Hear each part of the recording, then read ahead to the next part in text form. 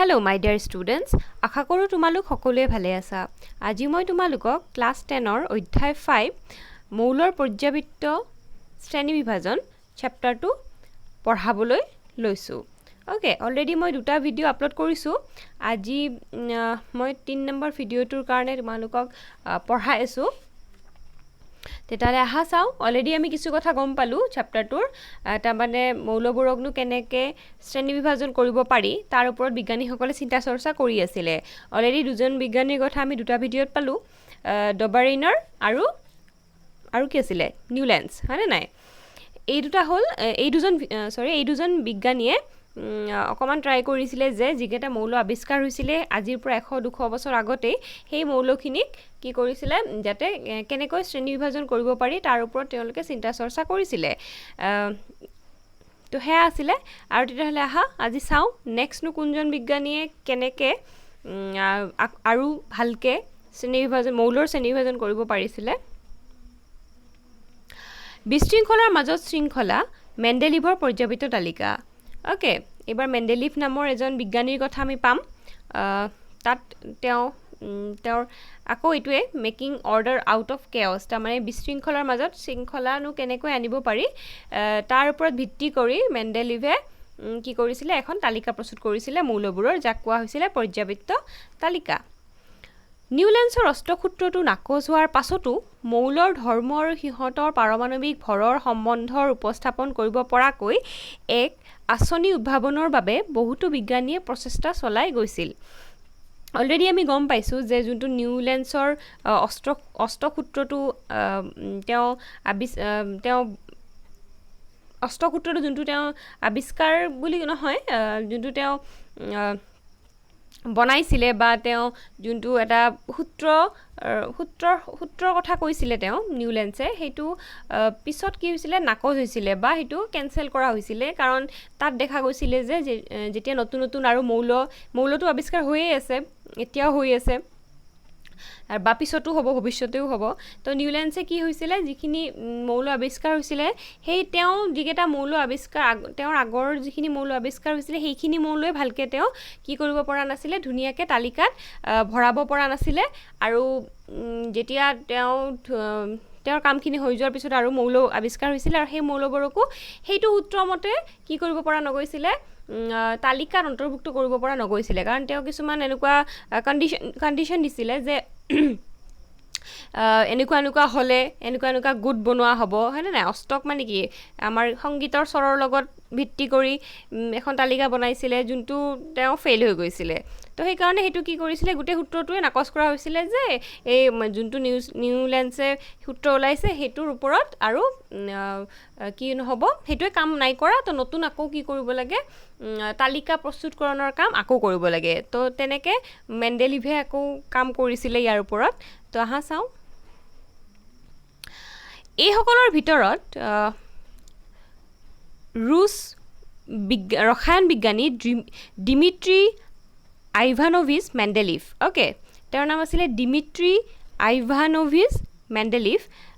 মেণ্ডেলিভক মৌলৰ শ্ৰেণী বিভাজনৰ বাবে সৰ্বাধিক কৃতিত্ব দিয়া হয়। ওকে, এতিয়া আমি যোনজনৰ কথা পাম এইজনৰ কথা পাম, মেণ্ডেলিভৰ কথা, শ্বৰ্ট ফৰ্মৰ মেণ্ডেলিভ বুলিয়েই কয় তেওঁক। এই মেণ্ডেলিভেই হ'ল তেওঁক সৰ্বোচ্চ কৃতিত্ব বা তেওঁ সাফল্য পাইছিলে। তেওঁ যিখিনি কথা কৈছিলে বা সূত্ৰটো যিটো দিছিলে তেওঁ সেইটো প্ৰযোজ্য হৈছিলে তালিকাখনৰ ক্ষেত্ৰত। মৌলৰ পৰ্যাবৃত্ত তালিকা এখনৰ প্ৰাৰম্ভিক বিকাশত তেওঁ অতিশয় গুৰুত্বপূৰ্ণ অৱদান আগবঢ়াইছিল। তালিকাখনত মৌলবোৰক সিহঁতৰ মৌলিক ধৰ্ম, পাৰমাণৱিক ভৰ আৰু ৰাসায়নিক ধৰ্মৰ সাদৃশ্যৰ ভিত্তিত সজোৱা হৈছিল। তো তেওঁ যোনখন তালিকা বনাইছিলে সেই তালিকাখনত মৌলবোৰক কি কৰা হৈছিলে, পাৰমাণৱিক ভৰ আৰু ৰাসায়নিক যোনটো ধৰ্ম আছিলে তাৰ ওপৰত যাৰ মিল আছিলে যোনকেইটা মৌলৰ, তাৰ ওপৰতহে এখন তালিকা প্ৰস্তুত কৰিছিলে তেওঁ। ঠিক আছে, পাৰমাণৱিক ভৰ আৰু লগতে ৰাসায়নিক ধৰ্মৰ মিল থকা যিবোৰ মৌল সিহঁতক এটা এটা গ্ৰুপত বা এটা গোটত ভাগ কৰিছিলে আৰু তেনেকে তালিকাখন তেওঁ কি কৰিছিলে, প্ৰস্তুত কৰিছিলে। ওকে, তো ইয়াতে দিয়া আছে ডিমিট্ৰি আইভানোভিচ মেণ্ডেলিভৰ কথা, ইয়াতে কিছু কথা দিছে, তেওঁ ক'ত জন্ম হৈছিলে বা কেনেকে কাম কৰিছিলে, পঢ়া শুনা কৰিছিলে। ওকে, কিছু কথা দিয়া আছিলে, এইখিনি তোমালোকে নিজে পঢ়ি চাবা ধুনীয়াকে। ওকে, বিজ্ঞানীজনৰ কথা দিয়া আছে, এইবোৰ ধুনীয়া কথা। মেণ্ডেলিভে কাম আৰম্ভ কৰোঁতে 63টা মৌলৰ কথাহে বিষয়েহে জনা গৈছিল তেওঁ মৌলসমূহৰ পাৰমাণৱিক ভৰৰ সৈতে সিহঁতৰ ভৌতিক আৰু ৰাসায়নিক ধৰ্মৰ সম্পৰ্ক পৰীক্ষা কৰি চাইছিল ওকে যেতিয়া মেণ্ডেলিভে কাম আৰম্ভ কৰিছিলে আজি বহু যুগ বছৰ 100 বছৰ আগত তেতিয়া অনলি কেইটা মৌল আৱিষ্কাৰ হৈছিলে 63টা মৌলহে আৱিষ্কাৰ হৈছিলে ওকে আৰু তেওঁ হেগিটাৰ ওপৰতে কাম কৰিছিলে আৰু কাম কৰোতে তেওঁ কি কৰিছিলে পাৰমাণৱিক ভৰটোতো চাইছিলেই মৌলবোৰৰ লগতে কি চাইছিলে ভৌতিক আৰু ৰাসায়নিক ধৰ্ম ভৌতিক ধৰ্ম মানে কি তোমাৰ যিবোৰ আমাৰ এতিয়া টেম্পাৰেচাৰ বা আমাৰ ওয়েদাৰটোৰ কথা কওঁ তেতিয়া এইবোৰ হ'ল তোমাৰ ভৌতিক ওকে তোমাৰ বইলিং পইণ্ট বা কিমানত মৌলটোৰ গৰম কৰিব পাৰি বা মেল্ট কৰিব পাৰি টেম্পাৰেচাৰ কিমান হ'ব বা প্ৰেছাৰৰ কথা এইবোৰ গোটেইখিনি ভৌতিকত পৰিব আৰু ৰাসায়নিক মানে হ'ল তোমাৰ কেমিকেলি দ্যাট মিন্স তোমাৰ বিভিন্ন ধৰণৰ ধৰা ৰিয়েকশ্যন কৰি বিক্ৰিয়া ঘটাই যিখিনি ধৰ্ম মৌলৰ যিখিনি সেইখিনি পৰীক্ষাৰ কথা কৈছে তাৰমানে মৌল এটাক বিভিন্ন বেলেগ বেলেগ মৌল বা বেলেগ বেলেগ কিছুমান অনুপৰমাণু তেনেকৈ কিছুমান এনেকুৱা কিছুমান পদাৰ্থ লৈ সেইবোৰৰ লগত ৰিয়েকশ্যন কৰাইছিলে ওকে ৰিয়েকশ্যন কৰোৱাটোকে হ'ব ৰাসায়নিক ধৰ্ম আৰু ভৌতিক মানে কি গম পালা তাৰমানে ফিজিকেল ইংলিছত আৰু এইটো হ'ব কেমিকেল ওকে ৰাসায়নিক ধৰ্মসমূহৰ ভিতৰত মৌলবোৰৰ অক্সিজেন আৰু হাইড্ৰজেনেৰে সৈতে গঠন কৰা যৌগবোৰৰ ওপৰতহে মেণ্ডেলিভে গুৰুত্ব দিছিল ওকে মই যোনটো ৰাসায়নিক ধৰ্মৰ কথা ক'লোঁ যে এইটো সিটোৰ লগত বিক্ৰিয়া ঘটাব আৰু সেইটোৰ ভিতৰত মৌলবোৰৰ অক্সিজেন আৰু হাইড্ৰজেনৰ সৈতে যোনটো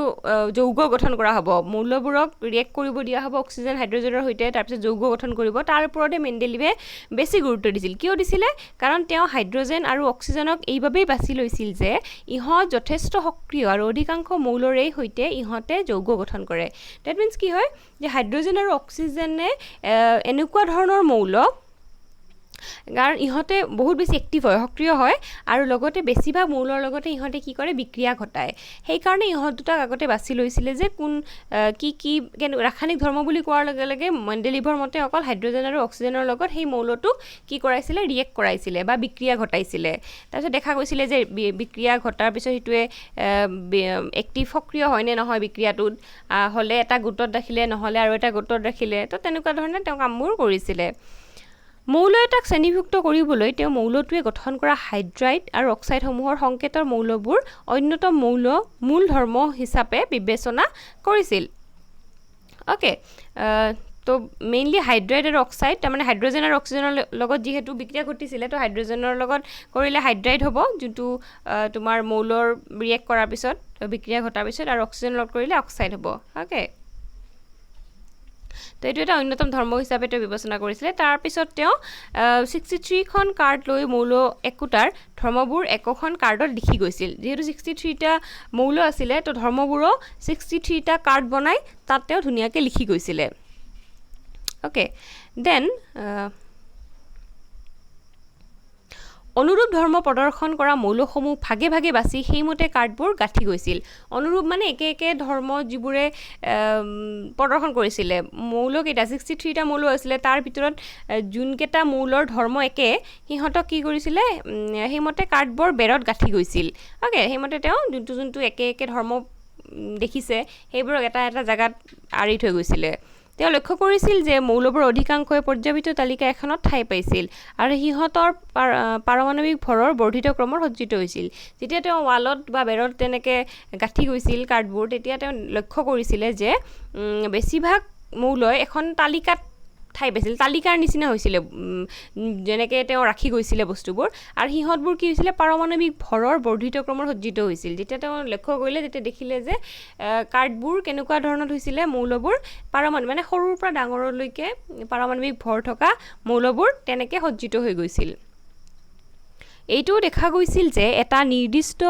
ব্যৱধানৰ অন্তৰত একেধৰণৰ ভৌতিক আৰু ৰাসায়নিক ধৰ্ম দেখুওৱা মৌলবোৰৰ পুনৰাবৃত্তি ঘটে তেওঁ এইটোও দেখিছিলে যে এটা নিৰ্দিষ্ট এটা ব্যৱধানৰ অন্তত ছাপ'জ 1 to 5 এটা ব্যৱধান ওকে 1 to 5লৈকে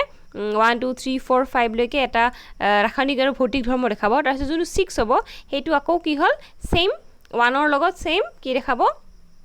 ভৌতিক বা ৰাসায়নিক ধৰ্ম দেখাব এইটো মই এক্সাম্পল হিচাপে কৈছোঁ তেনেকুৱা নহয় সেইটো কিমান নাম্বাৰত হয় সেইটো আমি পৰ্যাবৃত্ত তালিকাৰ পৰাহে ক'ব পাৰিম কোনটো মৌল কিমান ক'ত ৰিপিট হৈছে বা ক'ত একেই হৈছে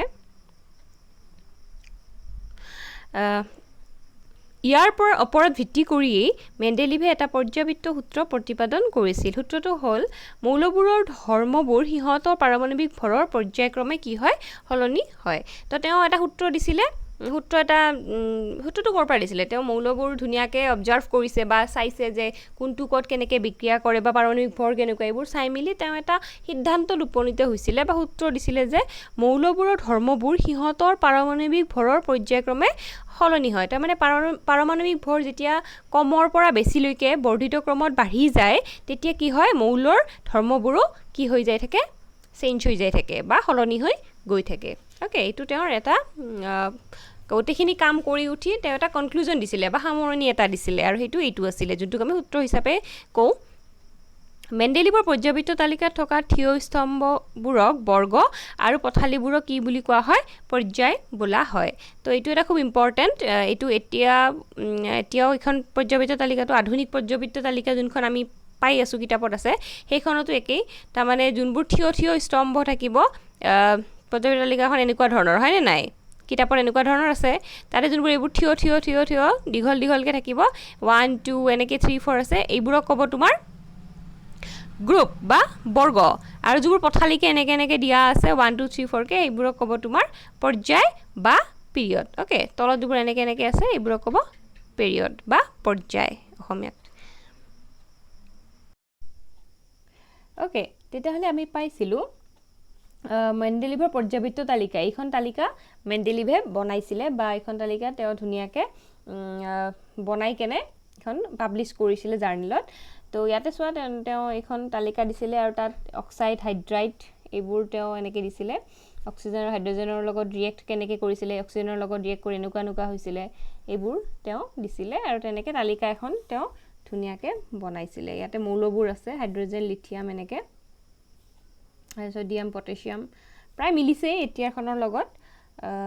তো সেইটো হ'ল কথা তাৰপিছত দিয়া আছে মেণ্ডেলিভে কেনেকৈ কিমান চনত জাৰ্নেলখন প্ৰকাশ কৰিছিলে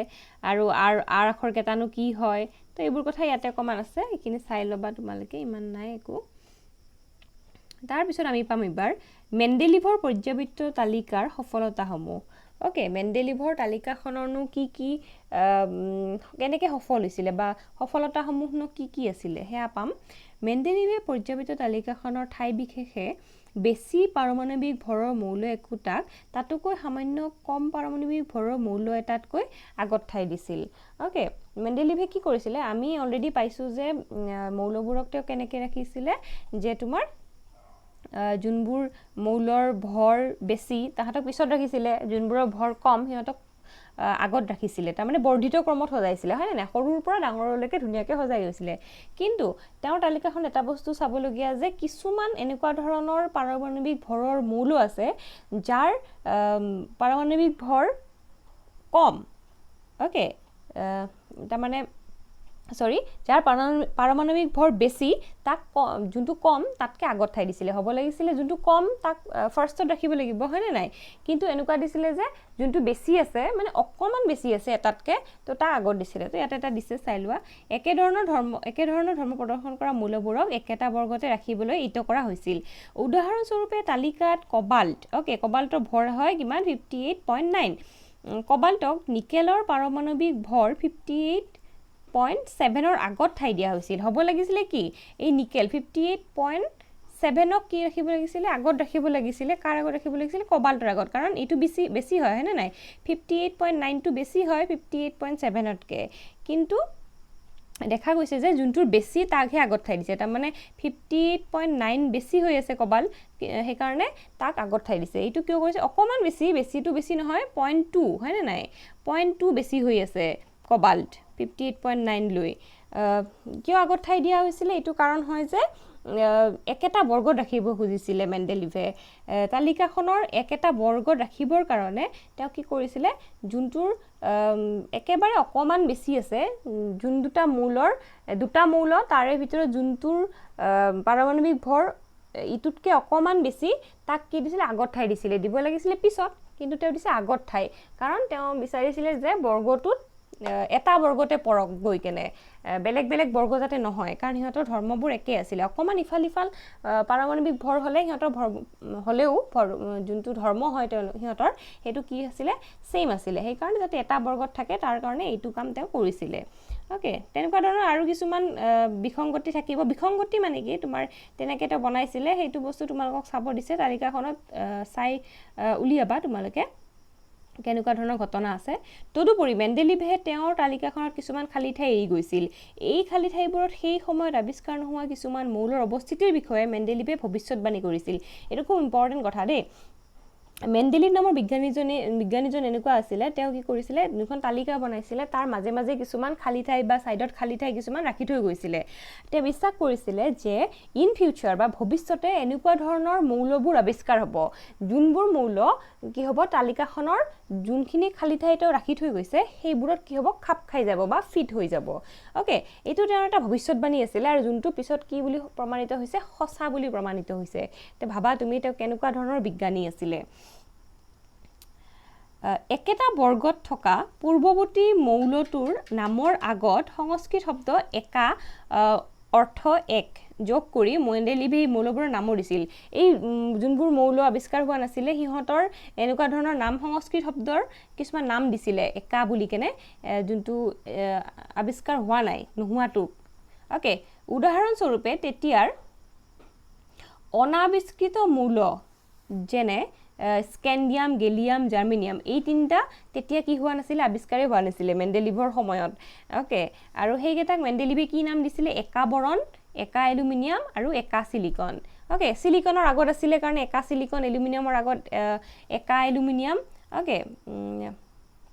তেনেকৈ তেওঁ পূৰ্বৱৰ্তী মৌলকেইটাৰ নাম তেনেকৈ দি থৈ দিছিলে ওকে যোনকেইটা তেতিয়া আৱিষ্কাৰ হোৱা নাছিলে এতিয়াহে আৱিষ্কাৰ হৈছে এইবোৰ মৌল তো এইবোৰৰ নামে তেওঁ দি থৈ দিছিলে একা বৰণ একা এলুমিনিয়াম একা সিলিকন এনেকৈ ধৰণে নাম দিছিলে স্কেন্ডিয়াম গেলিয়াম আৰু জাৰ্মেনিয়ামৰ ধৰ্মক্ৰমে বৰণ এলুমিনিয়াম আৰু সিলিকনৰ সৈতে একে আছিল ওকে এই যোনকেইটাৰ নাম তেওঁ দিছিলে একা বৰণ একা এলুমিনিয়াম এইকেইটাৰ বা স্কেন্ডিয়াম গেলিয়াম জাৰ্মেনিয়াম এতিয়াৰ এইকেইটাৰ ধৰ্মখিনি কাৰ লগত একে আছিলে বৰণ এলুমিনিয়াম সিলিকনৰ লগত একে আছিলে সেইকাৰণে নামকেইটাও তেওঁ একা মানে এক যোগ কৰা চ' একা বৰণ একা এলুমিনিয়াম একা সিলিকন এনেকৈ দি গৈছিলে মেণ্ডেলিভে ভৱিষ্যতবাণী কৰা একা এলুমিনিয়ামৰ ধৰ্মসমূহ গেলিয়ামৰ ধৰ্মৰ লগত কেনেকৈ মিলে তাকে তলত দিয়া হৈছে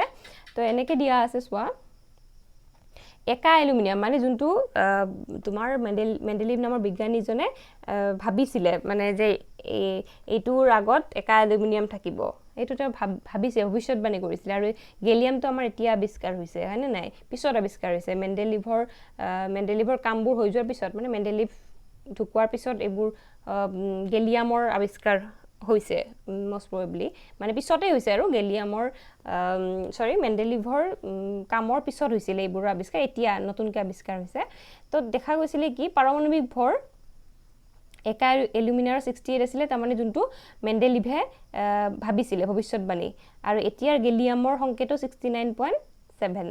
প্ৰায় সিমিলাৰ হয়নে নাই 1.7ৰ অলপ ইফাল সিফাল প্ৰায় একে বুলিয়ে ক'ব পাৰি তাৰপিছত অক্সাইডৰ যোনটো সংকেত মেণ্ডেলিভে দিছিলে সেইটো আছিলে E2O3 একা আছিলে চ' E2O3 দিছিলে আৰু এতিয়া গেলিয়ামৰ কাৰণে আমাৰ হ'ব Ga2O3 এইকেইটাৰ নামহে গেলিয়ামটো নামহে দিছোঁ আমি বা E2 আমি নামহে দিছোঁ একচুৱেল ৰিয়েকশ্যনটো E2O3 ইয়াতে Ga2O3 হয়নে নাই তো অক্সাইডৰ সংকেতটো কি হৈ আছে মিলি আছে ক্লৰাইডৰ সংকেত ECl3 আমি দিছোঁ GaCl3 তো এইটো বস্তু কি হৈ আছে এতিয়া দেখা গৈছে মিলি আছে এইটো মিলি আছে এইটো অকণমান ইফাল সিফাল যদিও প্ৰায় মিলিছে তো তেওঁ ভাবা তেতিয়াৰ দিনতে ভৱিষ্যতবাণী কৰি থৈ গৈছিলে যে এনেকুৱা ধৰণৰ এটা গেলিয়াম নামটো তেওঁ দিছিলে একা এলুমিনিয়াম বুলি কৈ থৈ গৈছিলে যে এনেকুৱা ধৰণৰ তেতিয়া আৱিষ্কাৰেই হোৱা নাই যে এনেকুৱা এটা মৌল আৱিষ্কাৰ হ'ব আৰু মৌলটোৰ এনেকুৱা হ'ব পাৰমাণৱিক ভৰ এইটো হ'ব সংকেত এইবোৰ সংকেত হ'ব তো সেইটো তেওঁ আগতেই কৈ থৈ গৈছিলে পিছতহে আৱিষ্কাৰ হৈছে যে দেখা গ'ল গেলিয়াম আৱিষ্কাৰ হওঁতে হয়তো এনেকুৱা ধৰণৰ এটা আৱিষ্কাৰ হ'লেই যোনটোৰ তোমাৰ কি হয় সংকেতবোৰো মিলি আছে তো এইটো হয় কথা যে এজন মহান বিজ্ঞানীৰ কিমান বেছি তেওঁ ভাবিব পাৰিছিলে হয়নে নাই বিজ্ঞানী মানে কি তোমাৰ তেওঁ ভাবিব পৰা শক্তিটো অপাৰ কিমানখিনি কথা তেওঁ ভাবিব পাৰিছিলে ই মেণ্ডেলিভৰ পৰ্যাপিত তালিকাখন যে শুদ্ধ আৰু ব্যৱহাৰ উপযোগী তাক নিশ্চিতভাৱে প্ৰমাণ কৰিছিল। এই ঘটনাটোৰ পৰাই গম পোৱা যায় যে মেণ্ডেলিভৰ যোনখন তালিকা বনাইছিলে সেইখন কিমান বেছি শুদ্ধ, অ'কে, আৰু ব্যৱহাৰ কৰিব পাৰি, ইয়াৰ পৰাই প্ৰমাণ পোৱা যায়, কাৰণ তেওঁ ভৱিষ্যতবাণীও শুদ্ধ হৈ গ'ল। তদুপৰি মেণ্ডেলিভৰ ভৱিষ্যতবাণীৰ অসাধাৰণ সফললৈ তেওঁৰ তালিকাখনত ৰসায়নবিদসকলৰ বাবে গ্ৰহণযোগ্য কৰাই নহয়, ই তেওঁক এই ধাৰণাৰ উদ্ভাৱক হিচাপে স্বীকৃতি দিয়ালে। হিলিয়াম, নিয়ন, আৰ্গনৰ দৰে সম্ভ্ৰান্ত গেছবোৰ অতিশয় নিষ্ক্ৰিয়। অ'কে, হিলিয়াম, নিয়ন আৰু আৰ্গন এই তিনিটা গেছ, এইটো পিছত পাবা তোমালোকে পৰ্যায়বিদ তালিকাত, জানি থবা যে তোমালোকে হিলিয়াম, নিয়ন আৰু আৰ্গন এইবোৰ কি গেছ? সম্ভ্ৰান্ত গেছ। ইহঁতৰ নাম এটা আছে, অকল গেছ বুলি ক'লেই নহ'ব, কি গেছ? সম্ভ্ৰান্ত গেছ। সম্ভ্ৰান্ত মানে কি তোমাৰ? ধনী, হয়নে নাই? সম্ভ্ৰান্ত বুলি ধনী মানুহ, সম্ভ্ৰান্ত মানুহ, সম্ভ্ৰান্তৰ মিনিং হ'ল ধনী। তো ধনীবোৰ কি হয়? ধনী এটা আমাৰ এটা এনেকুৱা ভাৱ থাকে, হয়নে নাই? ধনী হয় তো অলপ অহংকাৰ থাকিব, হয়নে নাই? এইটো এটা ভাৱৰ কথা কৈছোঁ মই, অহংকাৰ, বা সিহঁতে বেছি মানুহৰ লগত কথা নাপাতিব, মিলা মিছা বেছি কৰিব নোখোজিব কাৰো লগত, নিজৰ মতে থাকে, সেইটো সম্ভ্ৰান্ত, হয়নে নাই? সম্ভ্ৰান্ত পৰিয়াল বুলি কয় যে, তেনেকুৱা এই সম্ভ্ৰান্ত গেছবোৰ এনেকুৱাই, তাৰমানে হিলিয়াম, নিয়ন আৰু আৰ্গনে বেলেগ মৌলৰ লগত কি নকৰিব? ৰিয়েক্ট নকৰিব বা বিক্ৰিয়া খুব কম কৰিব, প্ৰায় নকৰেই, মেক্সিমাম টাইমতেই নকৰে। তো সেইকাৰণে সিহঁতক কি নাম দিয়া হৈছে? সম্ভ্ৰান্ত গেছ বুলি সিহঁতক এটা নামেই দিয়া হৈ গৈছে, নবল গেছ, অতিশয় নিষ্ক্ৰিয়, কাৰো লগত বিক্ৰিয়া নকৰে। আমাৰ বায়ুমণ্ডলত এইবোৰ নিচেই কম মাত্ৰাত থাকে বাবে এইবোৰ আৱিষ্কৃত হওঁতে বহু পলম হৈছিল। অ'কে, এইবোৰ কি হয়? বহুত কম পৰিমাণে থাকে আমাৰ বায়ুমণ্ডলত, সেইকাৰণে ইহঁতক বহুত দেৰিকৈ ইহঁতৰ আৱিষ্কাৰ হৈছিলে। যেতিয়া আৱিষ্কাৰ হ'ল তেতিয়া ইহঁতক তালিকাখনত ইতিপূৰ্বে থকা ক্ৰমৰ কোনো সাল সলনি নকৰাকৈ এটা নতুন বৰ্গত স্থাপিত কৰিব পৰা গৈছিল। অ'কে, যেতিয়া আৱিষ্কাৰ কৰা হৈছিলে তেতিয়া এনেকুৱা হোৱা নাছিলে যে তালিকাখন কিবা আৰু খেলি মেলি হ'ব নেকি? নাই হোৱা, কাৰণ কি হৈছিলে? ইহঁতে যিহেতু একে ধৰণৰ কাম কৰে, মানে কেনেকুৱা? ইহঁতে কাৰো লগত ৰিয়েক্টেই নকৰে, তো সিহঁতক এক্সট্ৰাকৈ বেলেগকৈ এটা বৰ্গ দিয়া হৈছিলে, যাক কোৱা হৈছিলে কি? নবল গেছেছ বুলি কোৱা হয় বা সম্ভ্ৰান্ত গেছ বুলি কোৱা হয়। সিহঁতক একেলগে এটা বৰ্গত ছাইডত ৰাখি থোৱা হৈছে, আৰু সেই বৰ্গটোৰ নাম্বাৰ হ'ল 18 নম্বৰ বৰ্গ। তোমালোকে চাব পাৰা তোমালোকৰ পৰ্যায়বিদ তালিকাত, তাত কি আছে? 18 নম্বৰ যোনটো বৰ্গ আছে, সেই গোটেই বৰ্গৰ যিকেইটা মৌল আছে, সেই গোটেইকেইটা মৌল কি? তোমাৰ সম্ভ্ৰান্ত গেছ বা নবল গেছ। তো এইটোৱে কথা কৈছে যে তালিকাখন সাল সলনি কৰিব লগাৰ কোনো দৰকাৰ নহ'ল। অ'কে, তো সেইটো কথা, সাল সলনি নকৰাকৈয়ে এই বৰ্গটো স্থাপিত কৰা গৈছিল, যিহেতু এইবোৰ একেবাৰে একে ধৰণৰ, কাৰো লগত ৰিয়েক্ট নকৰা গেছ। অ'কে, তেতিয়াহ'লে আজি এইখিনিয়ে থাকক, কাইলৈ মেণ্ডেলিভৰ শ্ৰেণীবিভাজনৰ সীমাবদ্ধতা এইখিনি পঢ়াম তোমালোকক, ঠিক আছে? Thank U.